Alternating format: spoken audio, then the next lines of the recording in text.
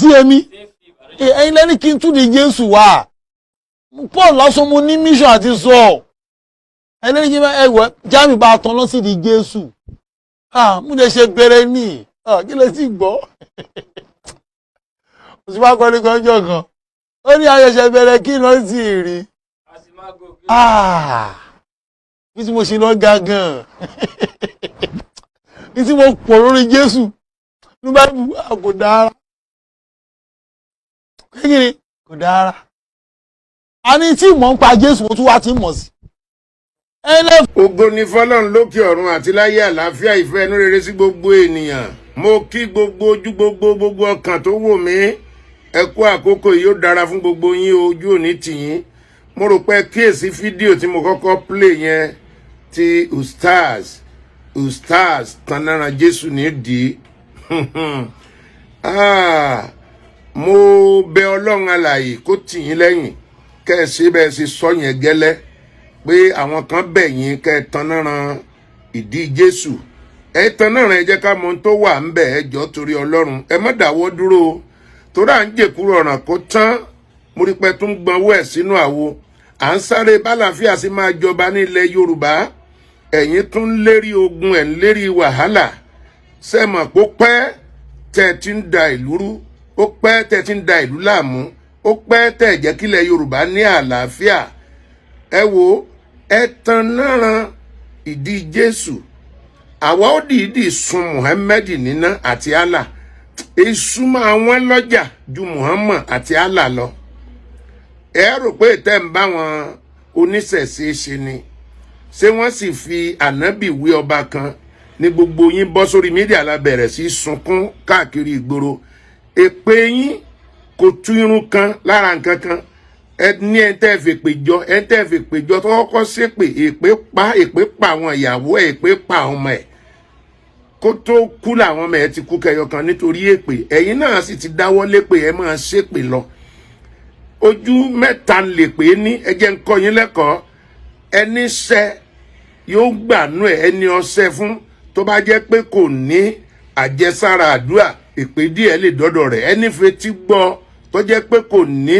òǹkepè tàbí òǹrepè dànù a jẹ́ pé tí ò ní arọ́bi òun náà fetí kó inú wàhálà èpè bí èpè ṣe ní ojú mẹ́ta bẹ́ẹ̀ làdúrà ní ojú mẹ́ta ẹ̀ ń ṣàdúrà kò tí ì gbà fúrílẹ̀-èdè ẹ̀yin képe bọnu gbogbo ayé ti mọ̀ yín ní elépè káàkiri kì í sọ̀rọ̀ orí mídíà nìkan ẹ gbọ́ mi ẹ má bẹ Ustaz yìí o ẹ jọ̀ọ́ ẹ jẹ́ bọ́ta sọ́rí bó tẹ́ ti ṣe kọjá kékeré ni gbogbo ẹ̀yin Kristẹni mo fi àkókò ìpè yẹn ṣàkíyèsí ọ̀pọ̀lọpọ̀ ní òpònú nínú Kristẹni aláìníyè nínú ní mọ̀ tẹ́ wá ṣe láyé ẹ ń sọ pé ọ̀rọ̀ mídíà ni ìjà mídíà ni sẹ́ẹ̀mọ̀ gbà tí àwọn èèyàn yìí ti bẹ̀rẹ̀ ẹ jẹ́ ń là yín lóye à ń pe àfáà kan ní Àjàlá bẹ́ẹ̀ Mọ̀nsúrù Àjàlá ọdún tí wọn kì í sọ̀rọ̀ 40-50 years ago tí wọ́n ti ń attack Christian àti àwọn ẹlẹ́bọ now àwọn ẹlẹ́bọ jí nìyẹn láàyè tiwọn Kristẹni àwa náà wàá sùn kò tí ì pọ̀dún kan tí Israel bọ́ sórí pápá na over 30 years ó ní Adépọ̀jù àti Ustaz Jamiu ní wọ́n ti wà lẹ́nu kan mọ́ attack Bible kan mọ́ attack Christian tó yẹ yín báyìí lẹ́yìn Àjàlá yìí wọ́n tún pe ẹnìkan ní àfáà Adébọ̀wálé bẹ́ẹ̀ bá gbàgbé kí máa rán yín létí ẹ̀yin àfáà kẹ́ ẹ mọjọ́ tẹ́ ti ń da ìlú rú tẹ́ ti ń dá wàhálà alẹ́ tẹ́ jẹ́ kómi àlàáfíà ó jọba nílẹ̀ Yorùbá wọ́n ń pe bàbá kan ní ajágbe mọ́ kèfèrí nílẹ̀ Ìbàdàn òun mọ́ lọ àtáàkì eégún àtáàkì Kristẹni káàkiri bẹ́ẹ̀ now ó gbọ́n tá ṣẹ̀ṣẹ̀ nínú àwọn àgbo tí wọ́n mú kiri jẹ́ kó mọ̀ lásán lásì fún yín tá a bá máa fún yín ní kókó samba wọ́n máa fún yín ní kò lórí ni tó jẹ́ pé orí yín máa jì wọnú ẹ lọ ń block account àwọn alákàntì ẹ lọ ń report péjì onípéjì ọjọ́ mélòó àṣẹ tí ẹ lé ẹ lọ ń sunkún káàkiri ìgboro àṣẹ ẹ lé tanáràn di Jésù sà ẹ jẹ́ ká wo iná sun ìdí Jésù níná jẹ́ àwọn ohun tó wà ń bẹ̀ jẹ́ ká wá sun Allah àti Muhammad níná kí gbogbo ayé wá rí ọmọ yín sẹ́ni ẹ ti fẹ́ lọ tán ni ẹ fẹ́ ìyàwó mẹ́rin ọmọ 16 ẹ ń bí ọmọ ṣùgbọ́n Kristẹni ló ń jèrè rẹ̀ kí ni tẹ́ láti sọ ẹni nítorí pé wọn gbọ́ àgbọ́yé ta ló fọ́ọ̀sì yín kẹ́ lọ gbẹ ẹ̀sìn tẹ́ mọ̀ nípa rẹ̀ ẹ̀sìn tẹ́ ẹ̀ gbọ́ àgbọ́yé rẹ̀ ẹ̀yin fúnra yín ẹlẹ́sìn ẹ̀ gbàgbọ́yé rẹ̀ ẹ̀ máa yà á tú bẹ́lẹ̀ bá tu eléyà á ní òda bẹ́ẹ̀ a bá gbé tọ́mọ bá wà ní skul tẹ́ ní kọ́ọ̀sì wo ló fẹ́ ṣe tó dẹ̀ lọ fún kọ́ọ̀sì yẹn tó bá rí pé kò yé òun ó dẹ̀ máa drop ẹ̀ ó máa bọ́ sí kọ́ọ̀sì mi ṣé dandan ni bí mùsùlùmí ò bá yé ẹ ó dẹ̀ lọ bá ẹ̀sìn mi dandan ni kó máa fi tiẹ̀ dà lúrú ni ó dẹ̀ fi bíbélì lẹ̀ ó dẹ̀ fọpọ́n fọ́ onífàlẹ̀ kí ni wàhálà tí bí ò bá yé yín ẹ padà síbi tí wọ́n ti fún yín lẹ́sìn náà tó bá dẹ̀ yé yín ẹ máa fi kó ara yín tó yé yín ẹ fi kó àwọn ara yín ẹ yé dá wàhálà alẹ̀ mọ́ ẹ wo à ń pẹ́sì bọ́tìn lóòótọ́ bẹ́ẹ̀ ṣe gbọ́ yẹn mo pẹ̀lú ẹni tí àjọlọ rìnrìn àjò yẹn pẹ̀lú Akéwùgbà Gold ẹ ti bú wa pa fẹ́ dialogue pẹ̀lú àwọn ẹlẹ́bọ pẹ́lẹ́bọ náà ni wa you are okay and you are welcome bẹ́ẹ̀ bá lálàáfíà ò ní jọba àwa náà wà nílé fún yín ẹ̀yin ló máa sú ẹ sùn ẹkún yín táyà ojoojúmọ́ lẹkún alábòsí ẹ máa sún táyà bọ́tẹ́ yín kìrìsìtẹ́nì ẹ jẹ́ ń pè yín sákèsí bóyá ọmọ tó wá ṣe láyé bá a bá wàásù kìrìsìtẹ́nì lórí page ò ní débẹ̀ kó comment ò ní type email lásán tó bá wá gbọ́ tàn try àwọn tó fẹ́ bí ìgbàgbọ́ tó fẹ́ bí àgbélébúwó wàhálà nídìí ẹ̀ orí page lásán ni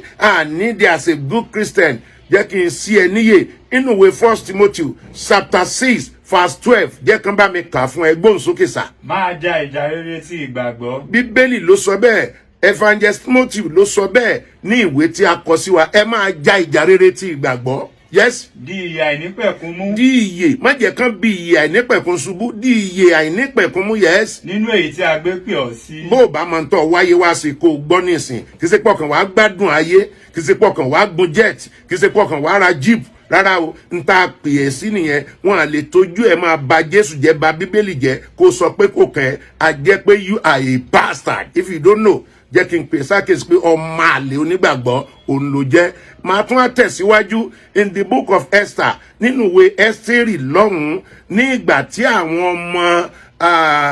ọmọ Zuzani tí wọ́n dìde sí àwọn ọmọ Júù tí wọ́n rẹ́dì láti pa wọ́n run ẹ kíyèsí ìṣẹ̀lẹ̀ kan ṣẹlẹ̀ tí Mọ́díkàì fi kọ lẹ́tà sí Ẹ́sítérì èmi náà wá ń kọ lẹ́tà to all Christians tó wà ní gbogbo àgbáyé mo wà ní chapter 4 verse 13 and 14 only. Yes. Nígbà náà ni Mọ́díkàì sọ kí a dá Ẹ́sítérì lóhùn pé. Mọ́díkàì ní ká sọ fún Ẹ́sítà pé. Má ṣe rò nínú ara rẹ pé. Má rò wípé. Ìwọ ó là ní ilé ọba. Ogun tí a fẹ́ jà wọ̀nyí táwọn ọ̀tá gbé ti wá yìí má rò pé ṣọ́ọ̀ṣì ẹ ó là má rò pé wọ́n là nílé ọba. Yes. Ju gbogbo àwọn Júù lọ. Má rò pé ọ̀dà ju àwa Kìrìsìtẹ́nì lókù lọ tí ò ń pè wá pé pásítọ̀rì mídíà ni wá. Àwọn tí mo kọ́ dárúkọ yẹn Adébọ̀wálé àwọn Àjàlá Ajágbe mọ́kẹ́rìfèrè kò sí mídíà nígbà yẹn tí wọ́n ti ń bu táìtì Kírísítẹ́nì. Yes. Nítorí bí wọ́n bá pa ẹnu rẹ mọ́. Bó bá pa ẹnu rẹ mọ́ all ye Kírísítẹ́nì. Yeah. Pátápátá ní àkókò tó yìí. bá dákẹ́ ní àkókò yìí. Nígbà náà ni ìrànlọ́wọ́ àti ìgbàlà àwọn Júù. Àwọn ìgbàlà Kìrìsìtẹ́nì yóò dìde. Yóò dìde láti ibòmíràn wá. Yóò dìde láti ibòmíràn wá.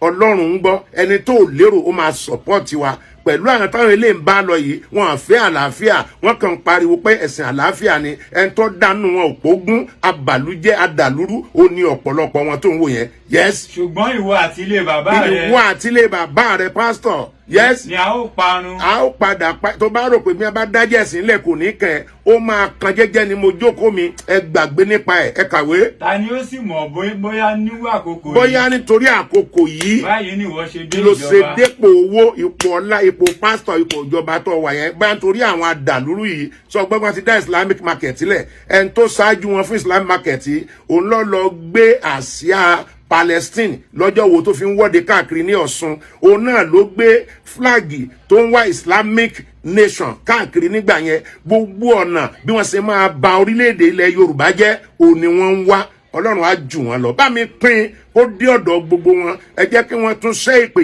tí wọ́n ó tún jọ pín pẹ̀lú àwọn ọmọ wọn ẹ lọ wà lálàáfíà ẹ jẹ́ kó gbẹ̀ni ìjáde ẹjọ́ tannára di Jésù ẹ jẹ́ ká wá bá wọn tannára di Muhammad àti Allah wọ́n máa jóná ráúráú ẹ rí wípé wọ́n tàn pátápátá ni ní ilẹ̀ yìí yóò dára fún wa o àlàáfíà Ọlọ́run kó wà pẹ̀lú ẹ̀yin tẹ̀ ń wá àlàáfíà kí ìdààmú bá ẹ̀yin tẹ̀ ń wá ìdààmú God bless you all in the mighty name of Jesus Christ.